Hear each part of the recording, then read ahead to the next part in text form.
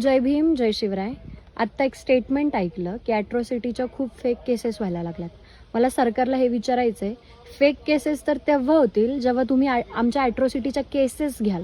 मुंबईच्या रस्त्यांवरती उन्हातान्हात महिनाभर आंदोलन केल्यानंतर सुद्धा तुम्ही आमच्या केसेस घेत नाहीत आणि तुम्ही हे म्हणताय तोंड वरती करून की फेक केसेस होत आहेत. या देशामध्ये ॲट्रॉसिटीची गरजच लागली नसती जर तुम्ही लोकांना जातीवरून हिणवायला सुरुवात केली नसती. प्रत्येक गोष्टीमध्ये जात आडवी येते आणि मग ज्यावेळेस हिणवलं जातं, अत्याचार केला जातो, मर्डर होतात दलित लोकांच्या, त्याच्यानंतर तुम्ही म्हणता की कायदा थोडासा सैल ढिल्ला सोडायला पाहिजे, कायदा कडक करायला पाहिजे.